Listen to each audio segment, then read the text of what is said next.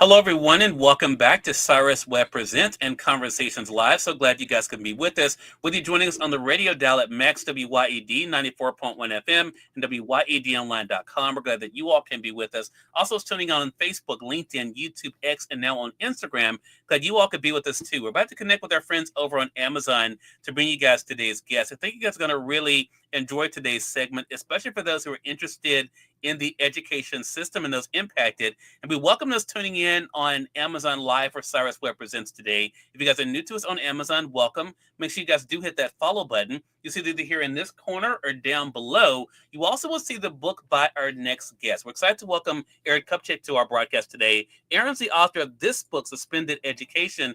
It's a fascinating look, not only, of course, when it comes to suspensions in the school system, but also those most impacted and what Aaron's been able to learn. That's great history for all of us. If you guys have any questions or comments, we do have the comment section open on most of the platforms. So make sure you guys do chime in. But Aaron, thank you so much for the time. Really appreciate it. Thank you for having me on the show. Look, the pleasure is definitely all mine. I read this book with a lot of interest, Aaron, as someone who actually enjoyed school. I was a self-professed nerd all the way through high school, but I was also one of those considered the goody goodies that didn't go through any real trouble, was never suspended, never went into any of those situations. But I think for our audience out there who are looking at the education system, looking at the way that students are sometimes treated, Aaron, this book is going to be a great conversation piece. What has it been like for you to see the response so far to the book? It's been great so far. It's been positively reviewed, and a lot of wonderful people like yourself, seem to want to discuss it. So I'm flattered and really eager to have dialogue about it. That's the goal, is to discuss. Yeah.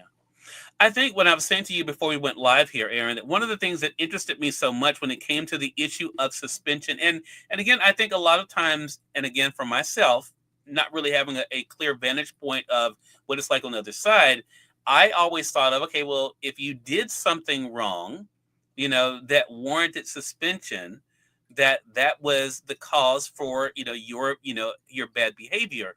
But one thing that you show in the book are those who are most, I think, impacted by suspension, Aaron, but also that is all of the discipline being kind of meted out equally. How did this all start for you that you want to be able to look at the issue of suspensions in school? Well, early in my career, I was interested in how we police and punish children, but more in courts.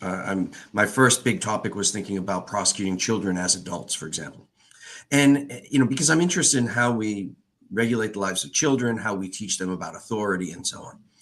And it occurred to me that thankfully, relatively few children get arrested, but they're almost all in schools. And so if we really want to know more about how children are learning the rules of life, about what's expected of them, potential roles in society, that we need to look in schools. So I started to think more about what we do in schools, particularly school punishment, school suspension. And I think that is where this gets interesting, because another thing that you do in the book, and there's some great conversations you're able to have with some people who are involved in this work too, Aaron, is to look at the way that students were treated before segregation and after. Did you know going in that going back to segregation was going to be a big part of this story and this work? No, I did not. This project began, so I've been working in the space for a while, thinking about how we police and punish children in schools. And it occurred to me that when I was thinking of a new project, that we didn't have an explanation for why it first became a good idea to suspend children. It's ineffective at curbing their misbehavior, and it has a host of other potential problems. It's really not a good practice for most cases in terms of producing good outcomes. So why do we do this? So my first thing was to think about, well, when did it begin? And what I found was that it really only began in the 1960s and 70s as states across the US and local school districts were dealing with desegregation in the decades after the Brown versus Board of Education decision. So I didn't know as I started that that's where the story was going to go, but that's certainly where it took me. Yeah, when you were just talking, I thought about one of the subheadings in the book, After Brown, and it's interesting to be able to see the way that, depending on the geographic location Mm. of the school, how that was meted out. How, for one thing, how having especially students of color enter into public school more openly, the impact that that was able to have. And I think this is where the book takes a really broad turn for me as a reader, Aaron, because I think so many things, unfortunately, seem to come back to race and discrimination. Um, you would hate to simplify things that much, right? And think, okay, well, there has to be something else. But in reading this book, I mean, it's very obvious that, as you just mentioned, that this is when this became a big issue, but also those who were impacted the most were people of color. What was those findings like for you to discover? And especially when it comes to the conversations you've had that we kind of read in the book, Aaron, about those who are in this work that kind of have reinforced that thought.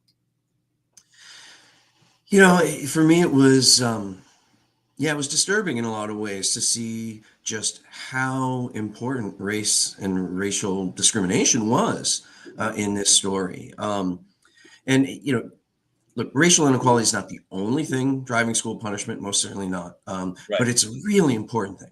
And we've known for years that youth of color are more likely than white youth to be punished in school for the same types of misbehavior.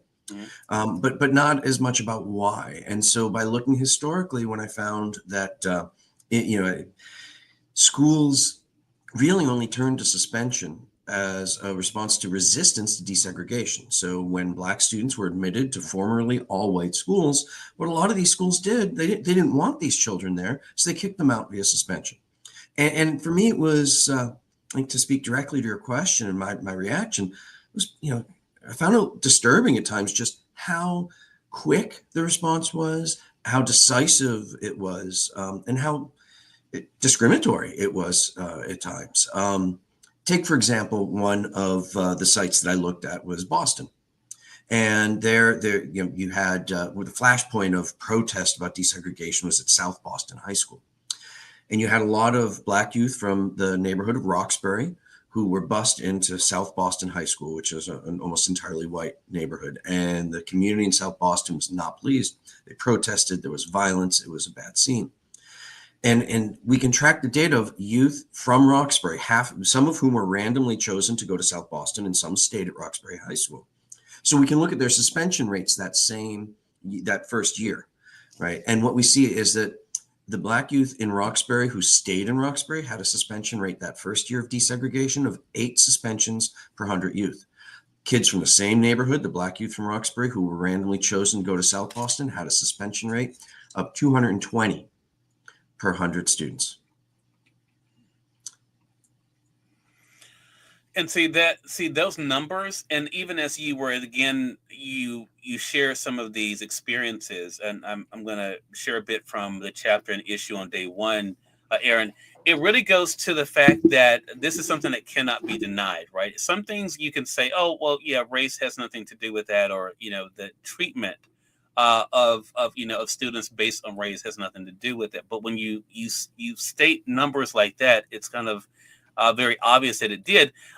But even though you mentioned the chapter I just alluded to, that there were Black and white students that may have issues, that it's the punishment that is meted out differently, and that's where the issue comes in. When you were initially, I didn't ask you this question earlier, but now I think now's a good time. When you were initially doing this research, Aaron, and thinking about this project, did you know it was going to be a book? And if so, who was the audience you were hoping to reach with it? I thought it was going to be a book, Okay. but you never know for sure until you're into it when you do these kinds of projects. And I've written, as a professor, I've written a lot of journal articles, and I've written a handful of books before, and so I've experience with both. And I assumed it was going to be a book, but wasn't certain until I got into it. Got it. And in terms of my audience, well, there are multiple audiences. At a baseline, I would like other scholars, other professors and researchers who study similar issues to be aware of it and to read it. But I wrote it with a broader audience in mind. I wrote it hoping to be on shows like yours, so that I could talk with people who care about children, Yeah. educators, parents, students themselves, policymakers. I think it's just a really important subject. I mean, I suppose I would, given that I've spent a lot of time thinking about it, but I think it's something that we should all be concerned about, right? Because the ways that we respond to student misbehavior, and student disruption. Student misbehavior is a real problem. It's a real problem facing teachers. But sometimes our responses are harmful. Often they're harmful, and our children deserve better than that. Right. Well, I have to say, you could not have timed conversations like this any better, considering the education department being so in the news right now. But I want to talk about the other side of this, because the chain reaction that I felt again as a reader, and I don't, my regular audience knows this, Aaron. I don't have children of my own, but I do work with the school system here in Mississippi doing programs, and we go in and do volunteer work and that kind of thing. But what I thought was fascinating is that what happens because of this. And so it's one thing to look at the punishment that certain students may get, right, and think, okay, they're punished, they're missing out on school. But then there's a chain reaction, which means a lot of them then fall behind, and then the impact on the community. Do you think that's one of the things a lot of times is not part of the conversation, Aaron, that your book does bring up, is that it's not just dealing with them while they're in school. This will impact them as they go throughout their lives. Absolutely. I think that we don't look at that often enough. And you're right, it's a powerful impact. Think about it from just the origin, I guess.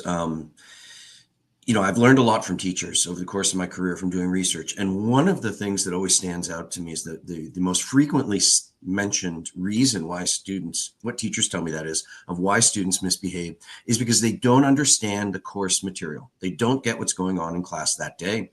And so they could be frustrated. They could be trying to get out of class. They could be trying to bring positive attention through laughter and so on. What do? We kick them out. They fall further behind. And now, that doesn't mean that we should ignore misbehavior. Teachers have a tough job, and I want to support them better, not less.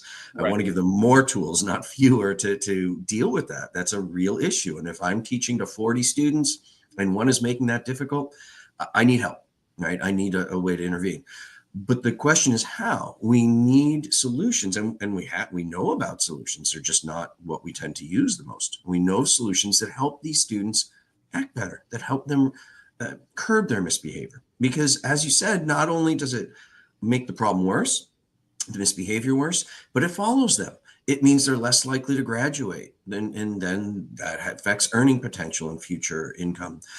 It has impacts on their families. It has impacts on their communities. It even has impacts on their schoolmates who aren't suspended. They, on average, tend to do worse when they're in high suspension schools compared to students in similar schools other than having high suspension rates. So there's this ripple effect of harms by having punitive policies in schools that don't help students respond to the issues why they're misbehaving. And as you were talking, I thought about too the psychological aspect that it has on how they see themselves, and what they think they're able then to bring because of what they may have been lacking.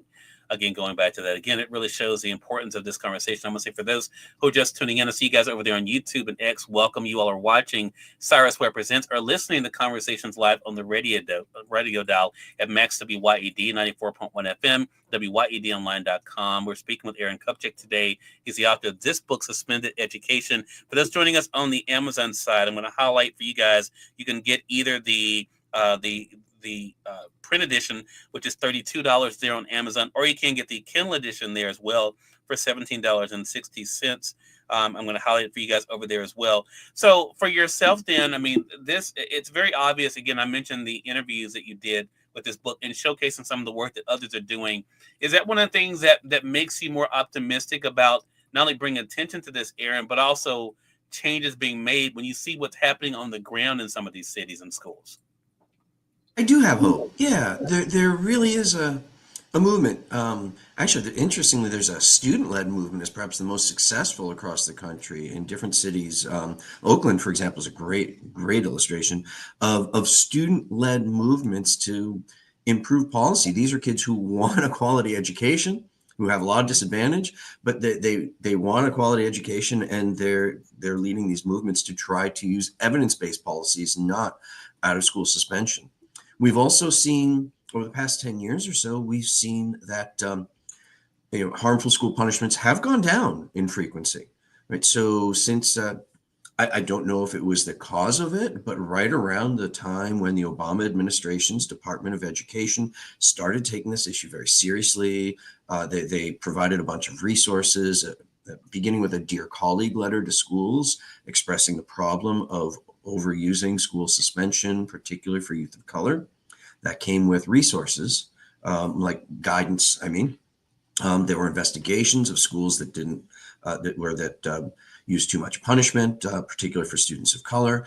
And right around that time, you see harmful school punishments start to decline. So I think there is reason for hope for the future. Hearing you talk, and again, I'm not going to get into some of the broader things that are going on today in the world, but it's not lost on me, though, Aaron, as we're having this conversation, because you just mentioned, of course, the resources that were there. I think, and when people are thinking about ways that we can support the students, can support the teachers, resources are definitely important. Is that part of the conversation, too? You want to make sure it's not lost on people, the importance of having those things in place so that we can be able to adequately help those that are in school, and also those who are trying to teach them.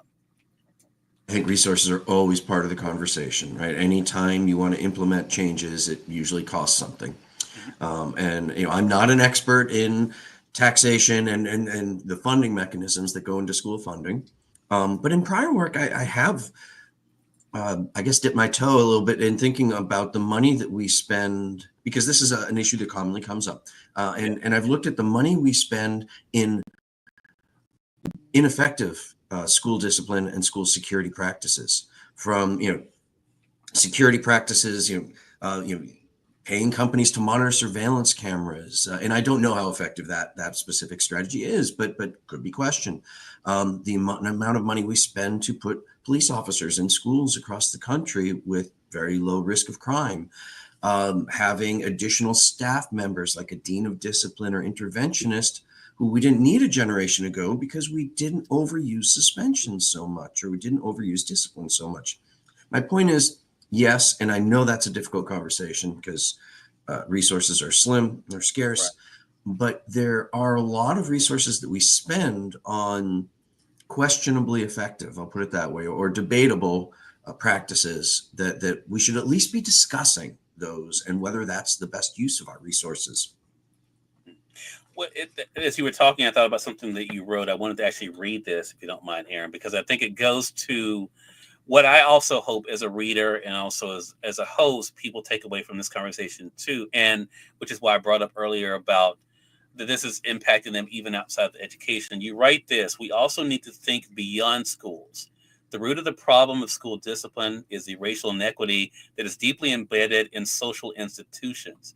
Further, the harms inflicted on youth through school suspension have lifelong intergenerational consequences. And I think that just shows you how far-reaching this is, and how it's so much more than what may happen during a school year. It definitely could impact their lives. What would you say then to the parents out there, Aaron, who may hear a conversation like this and may think about their own child? What would you say that this book does in addressing what maybe they see as a concern in their own school system? Well, I think it's important for them to be, I guess, informed about what they should be advocating for instead. School boards and schools themselves probably would prefer that I assume that parents come saying, we want X or Y policy, rather we want restorative practices, we want positive behavioral intervention supports, we want mental health counselors, rather than kicking our children out of school. And then to advocate for their children and for more effective policies by being involved, by going to school committee meetings. I think that's one of the things that fascinates me about schools is they might just be, in my opinion at least, they're the most local, accessible form of government.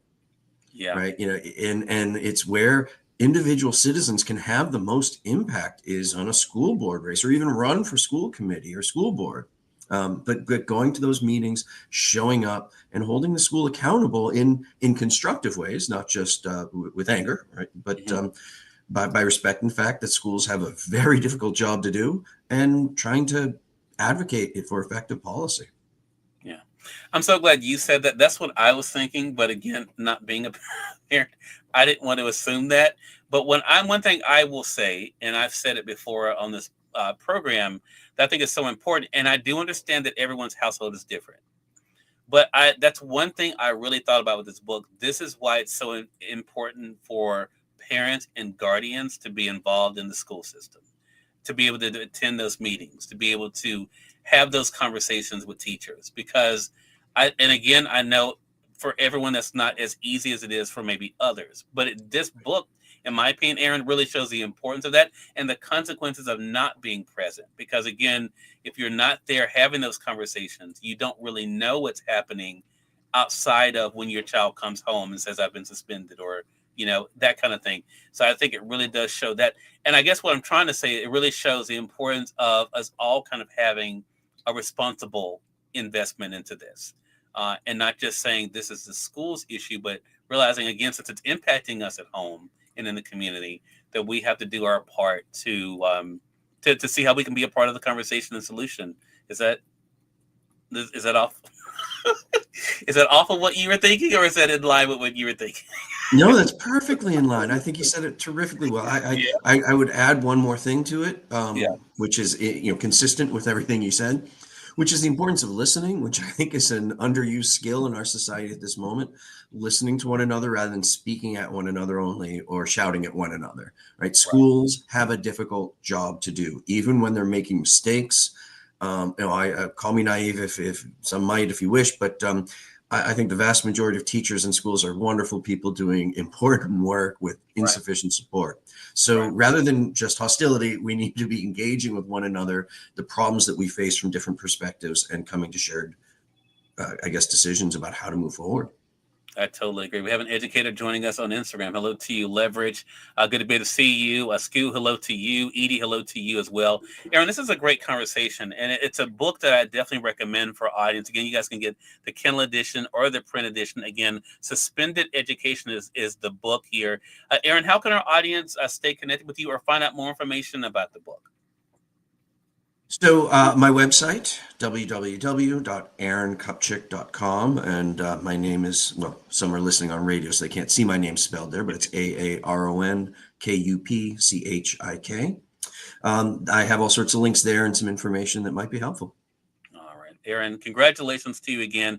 An important and timely conversation, I believe, and looking forward to chatting with you again. Thanks so much. I appreciate the opportunity to chat with you. Yeah, I totally appreciate you. And we thank your audience for tuning in, either on Cyrus Webb Presents or Conversations Live. Until next time, you all make it a great one. We'll talk to you soon. Take care.